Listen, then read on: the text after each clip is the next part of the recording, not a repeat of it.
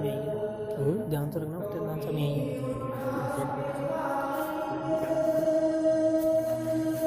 بسم اللہ الرحمن الرحیم، الحمد للہ وحدہ والصلاة والسلام علی من لا نبی بعدہ، اما بعد فاعوذ باللہ من الشیطان الرجیم، بسم اللہ الرحمن الرحیم۔ رضی اللہ عنہم ورضوا عنہ،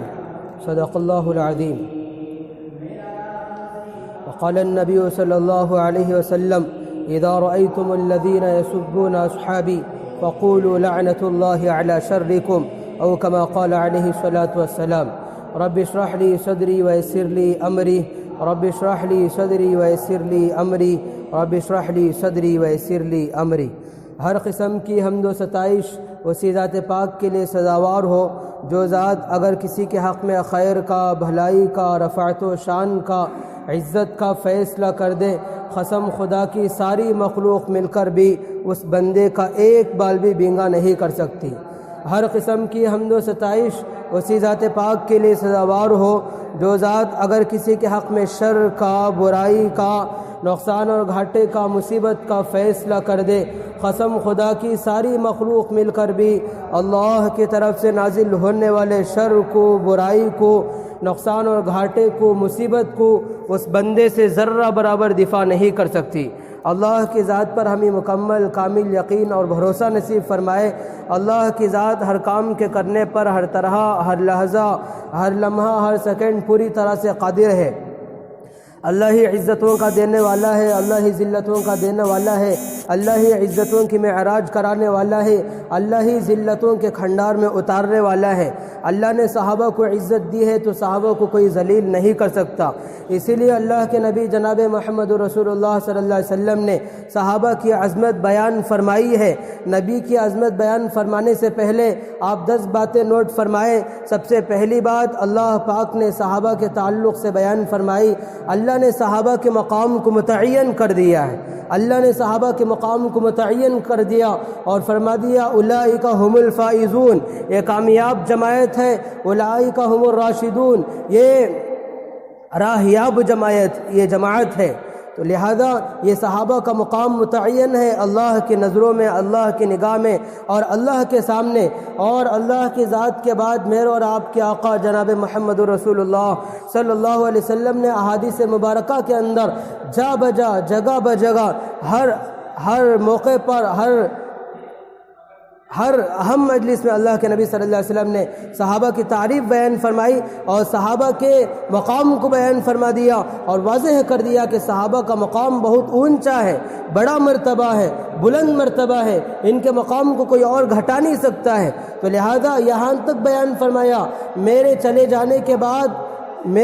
جانے کے بعد امت کو راہ راست پر باقی رکھنے کے لیے اگر میری سنت ہے تو فرمایا کہ میرے صحابہ کی بھی سنت ہے۔ جو میری سنت پر آ کر راہ مستقیم پر چل سکتا ہے اور جنت کے راستے پر چل سکتا ہے تو فرمایا کہ میرے صحابہ کی سنت کو اپنا کر بھی وہ راہ راست پر چل سکتا ہے۔ اگر کوئی صحابہ کے راستے کو اپنائے گا گویا کہ وہ سیدھے راستے کو اپنائے گا، اگر کوئی صحابہ کے راستے کو ٹھکرائے گا وہ سیدھے راستے کو ٹھکرائے گا، صحابہ کے راستے کو اپنائے گا وہ گویا کہ جنت کے راستے کو اپنائے گا، اگر صحابہ کے راستے کو ٹھکرائے گا گویا کہ جنت کے راستے کو ٹھکرا کر جہنم کے راستے کو اختیار کرے گا۔ یہ صحابہ کے مقام کو اللہ کے نبی صلی اللہ علیہ وسلم نے متعین کر دیا۔ جب نبی دنیا سے پردہ فرما گئے اور صحابہ کا دور گزر گیا، نبی نے ارشاد فرمایا تھا خیر القرون قرنی خیر الناس قرنی، لوگوں کا بہترین زمانہ وہ میرے زمانہ، وہ میرے صحابہ کا زمانہ، اور فرمایا ثم الذین یلونہم ثم الذین یلونہم،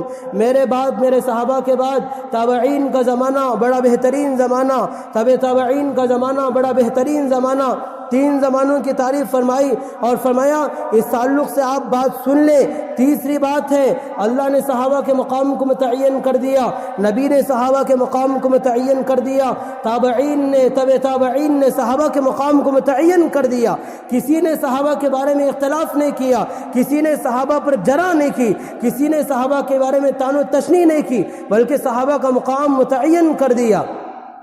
تابعین طب تابعین کی ترجمانی کرتے ہوئے عبداللہ ابن مبارک رحمۃ اللہ علیہ نے بیان فرمایا، اس وقت میں اس سائل کے جواب میں جس سائل نے سوال کیا تھا، اے عبداللہ ابن مبارک آپ فرمائیے، آپ جواب دیجئے، کیا عمر بن عبدالعزیز افضل ہے یا امیر معاویہ رضی اللہ عنہ افضل ہے؟ تو حضرت عبداللہ ابن مبارک رحمۃ اللہ علیہ نے فرمایا، ارے عمر، امیر معاویہ کی بات کرتے ہو؟ حضرت امیر معاویہ رضی اللہ عنہ اللہ کے نبی صلی اللہ علیہ وسلم کے ساتھ غزوے میں شرکت کی ہو، جہاد میں شرکت کی ہو، اور امیر معاویہ رضی اللہ عنہ کے گھوڑے پر اور جہاد کا جو گرد و غبار اڑتا ہے وہ گرد و غبار ان کے گھوڑے کی ناک پر پڑا ہو، تو فرمایا امیر معاویہ کے گھوڑے کی ناک پر پڑا ہوا گرد و غبار یہ عمر بن عبدالعزیز سے بھی افضل ہے۔ یہ مقام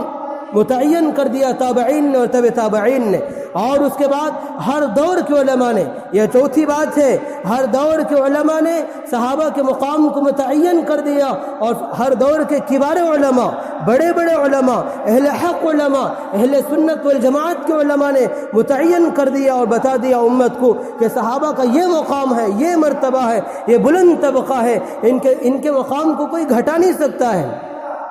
اور پانچویں بات آپ نوٹ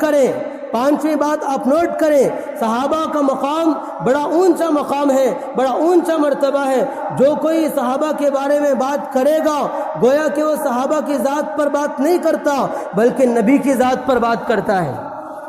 نبی کی ذات پر طعن و تشنیع کرتا ہے اور نبی کے تعلق سے وہ اعتراض کرتا ہے۔ صحابہ کے بارے میں علماء دیوبند کا یہ جو مضبوط موقف ہے اور علماء اہل سنت کا یہ جو مضبوط موقف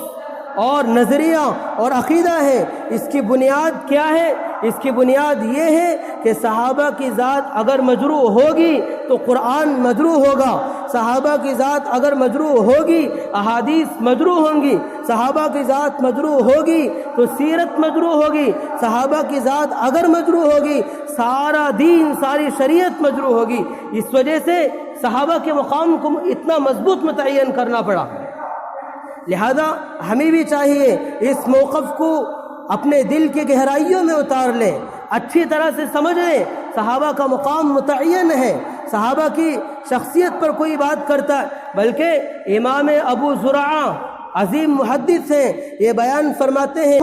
اذا رأیت الرجل ينتقد احدا من اصحاب رسول اللہ، جب تم کسی کو دیکھو کہ وہ صحابہ کی تنقید کرتا ہے، صحابہ میں کمیوں کو نکالتا ہے، صحابہ کی برائی کرتا ہے، فَاعْلَمْ أَنَّهُ زِنْدِيقٌ، جان لو کہ وہ زندیق ہے، بے دین ہے، وہ بے دین ہے۔ آگے چلیے، ایک اور محدث امام ذہبی الکبائر میں لکھتے ہیں، من ذم اصحاب رسول اللہ بشیء، من ذم اصحاب رسول اللہ بشیء تتبع اثرتهم وذكر عیبا واضاف الیہم کان منافقا۔ جب تم دیکھو کسی کو کہ وہ صحابہ کی برائی بیان کرتا ہے تو سمجھ لو، اور صحابہ کے پیچھے پڑتا ہے، صحابہ کی کمیاں نکالتا ہے، صحابہ کی طرف برائی سے نسبت کرتا ہے، تو سمجھ لو کہ وہ منافق ہے۔ تو بہرحال یہ مضبوط باتیں ہیں، اس لیے ہمیں چاہیے کہ ان باتوں پر اعتماد رکھیں، ان باتوں پر اعتقاد رکھیں۔ صحابہ کے بارے میں ہمارا نظریات صحیح ہونا چاہیے، اور یہ بات بھی جان لیں، صحابہ کی ذات پر جو جرح کرتا ہے، صحابہ میں جو تشنیع کرتا ہے، وہ صرف صحابہ کی ذات پر بات نہیں کرتا بلکہ نبی کی ذات پر بات کرتا ہے۔ کیوں؟ اس لیے جیسے اگر کوئی شاگردوں میں کمی نکالتا ہے گویا کہ وہ استاد کی کمی نکالتا ہے، مریدین کی کمی نکالتا ہے گویا کہ وہ مزکی اور مرشد کی کمی نکالتا ہے، کوئی اولاد کی کمی نکالتا ہے گویا کہ وہ استاد کی کمی نکالتا ہے۔ صحابہ نبی کے شاگرد ہیں، صحابہ نبی کے مرید ہیں، صحابہ نبی کے چھوٹے ہیں۔ صحابہ کی ذات پر طعن کرنے والا طعن کر کے، لعن کر کے، برائی کر کے یہ بتانا چاہتا ہے کہ ان کی جو تربیت کرنے والا، ان کو تعلیم دینے والا، ان کو درس دینے والا، اس میں کمی تھی، اس میں برائی تھی، جس کی وجہ سے ان میں برائی پائی گئی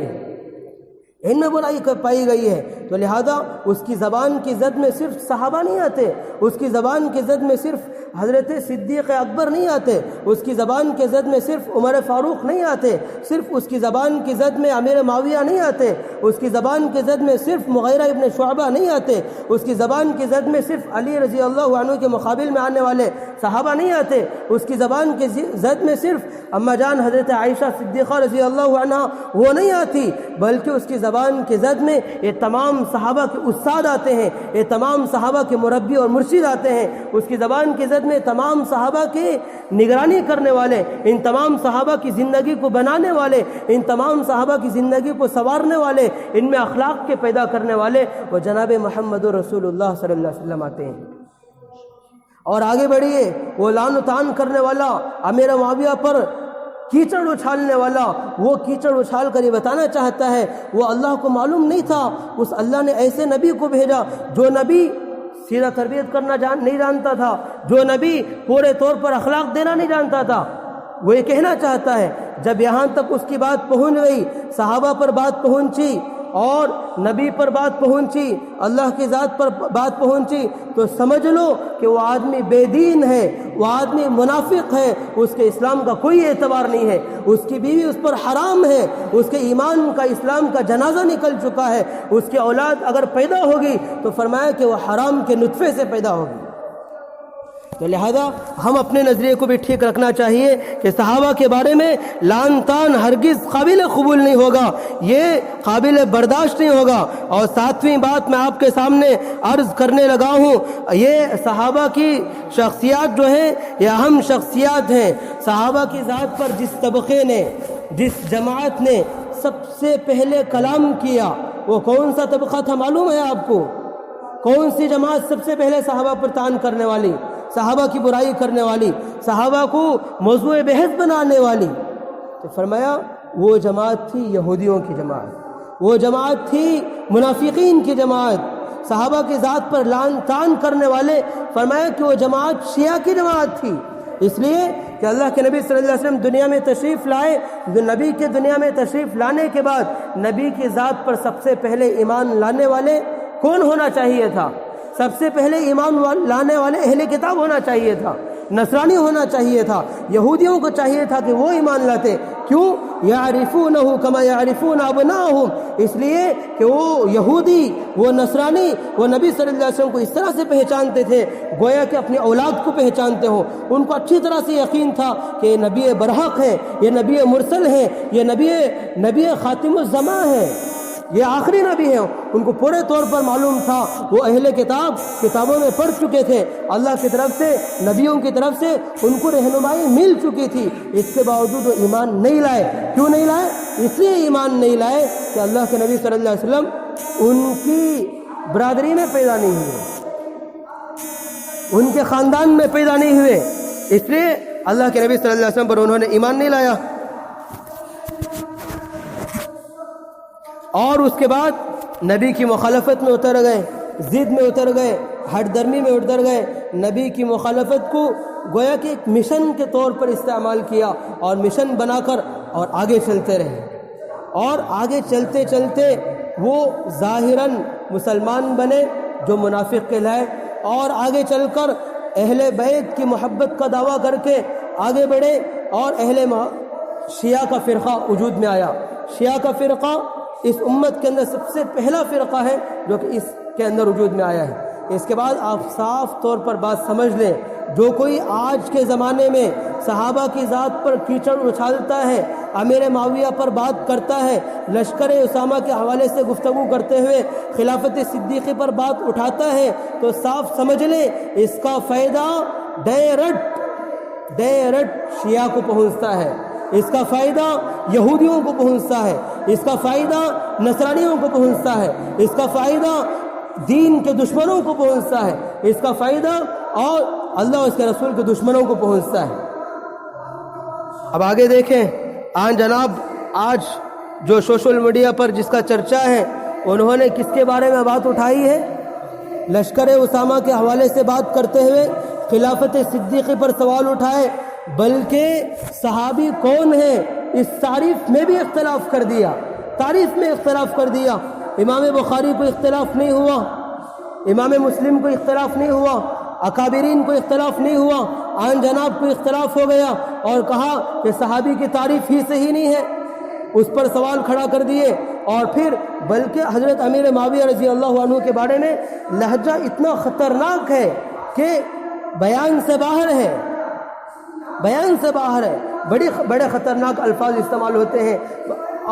اور حضرت امیر معاویہ رضی اللہ عنہ کے بارے میں وہ برائی بیان کرتے ہیں، اس لیے نہیں کرنا چاہیے، یہ بالکل مناسب نہیں ہے۔ کیوں؟ کوئی بھی اہل سنت جو باخبر عالم ہے اس کے لیے زیب نہیں دیتا کہ وہ صحابہ پر طعن و تشنیع کرے، امیر معاویہ رضی اللہ عنہ کے بارے میں برائی کرے۔ یہ تو شیعہ ہیں جو صحابہ پر کیچڑ اچھالتے ہیں، یہ وہ لوگ ہیں، اگر وہ لوگ کرتے تو بات اور تھی، لیکن ہمارے میں سے ہو کر، اہل سنت میں سے ہو کر، ندوہ کا استاد بن کر صحابہ کے بارے میں طعن و تشنیع کرے تو بالکل یہ زیب نہیں دیتا ہے۔ اس کے بعد 9ویں بات ہے، آن جناب کا یہ مزاج بنا ہے، جہاں پر اکابر کا موقف نظریہ ہوتا ہے وہ اکابر کے موقف سے وہ ہٹتے ہیں اور پھر دوبارہ رجوع کر لیتے ہیں۔ مسلم پرسنل لاء بورڈ میں دیکھ لیں، اور پھر مختلف جگہوں پر انہوں نے اپنا نظریہ بدلا، پھر دوبارہ رجوع کر لیا۔ ہاں ضرور ہو سکتا ہے آج مباحثہ ہو، آج مذاکرہ ہو، آج سمجھنا سمجھانا ہو سکتا ہے آپ آگے چل کر توبہ کرو گے، رجوع کر لو گے، لیکن آپ کے رجوع کی وجہ سے جو نقصان ہوا ہے اب تک، جو نقصان ہو رہا ہے، جو یہودیوں کو، شیعہ کو جو فائدہ پہنچ رہا ہے، اس نقصان کی تلافی کیسے ہو پائے گی؟ اس نقصان کی بھرپائی کیسے ہو پائے گی؟ یہ 9 باتیں ہو گئی۔ 10ویں بات میں آپ کے سامنے آخری بات عرض کرنا چاہتا ہوں، میری اور آپ کی ذمہ داری یہ ہے کہ ہم حق بات کو اچھی طرح سے جانیں، یاد کریں، اور یاد کر کے خود بھی سمجھیں اور اوروں کو سمجھائیں اور اوروں کو راہ راست پر لانے کی کوشش کریں۔ اللہ مجھے اور آپ کو عمل کرنے کی توفیق عطا فرمائے۔ وآخر دعوانا الحمدللہ رب العالمین۔